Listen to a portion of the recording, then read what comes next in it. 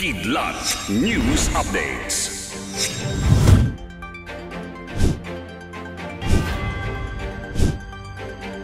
Ako po si Cesar Soriano, kasama ang buong puwersa ng Kidlat News Channel para ihatid ang mga nangungunang balita sa buong kapuluan ngayon. Isang tumatakbo sa pagkakapitan ng barangay ang pinagbabaril hanggang sa mapatay sa bayan ng Kapatagan, Lanao del Sur kahapon, October 25. Ayon sa Lanao del Sur Police Provincial Office, naganap ang insidente bandang alas 6 ng umaga habang sakay ng multicab ang mga biktima na papunta sa isang bukal malapit sa munisipyo para kumuha ng tubig.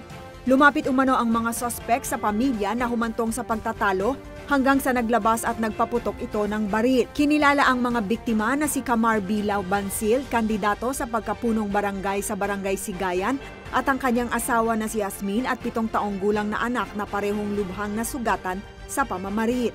Tinukoy naman ng pulisya ang suspect na si Pabel Pagrangan, asawa ng kasalukuyang kapitan na muling tumatakbo sa parehong posisyon. Pinaghahanap na ng otoridad si Pagrangan. Samantala, isa pang krimen ang naganap sa parehong bayan ng pagbabarili ng isang miyembro ng Barangay Peacekeeping Action Team o BPAT sa Barangay Daguan na si Abdul Khalid Makalnas alas 10 ng umaga kahapon.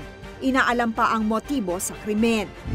Nanguna si Senator Raffy Tulfo sa isang presidential survey para sa 2028 national elections. Sa survey na ginawa ng Tangier Acquisition Apps in partnership with Manila Bulletin, nakakuha ng 32.95% si Senator Tulfo na sinundan naman ni Vice President Sara Duterte na may 30.10%. Ayon sa Tangier, bumaba ng 8% ang rating ng Vice-Presidente kumpara sa dating survey dahil umano sa isyong kinaharap nito sa confidential funds kamakailan. Pumangatlo naman si dating Vice President Leni Robredo na may 10.90%, Senator Grace Poe na may 10.75%, habang panglima si dating Manila Mayor Isko Moreno na may 6.45%.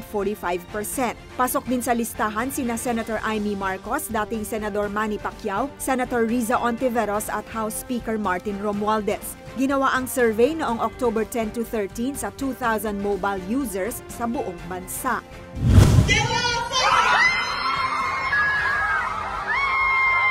Iyan ang winning moment para sa De La Salle University Chorale matapos itanghal bilang Grand Prix champion sa 19th Busan Chorale Festival and Competition sa South Korea.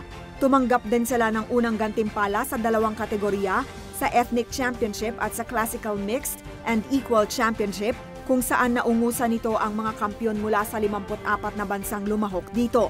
Maliban dito, itinanghal bilang Best Conductor Award ang choir master ng DLSU Chorale na si Joel Aquino.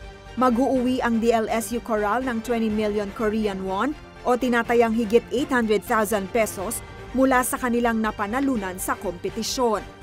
Para sa Kidlat News Updates, ako si Rosalyn Sinchonko, nag-uulat. Atin niyo pong natunghayan ang mga headlines sa nakalipas na mga oras. Manatiling nakatutok para sa mga susunod na updates at breaking news. Ako po si Cesar Soriano, kasama niyo sa bawat pagputok ng balita.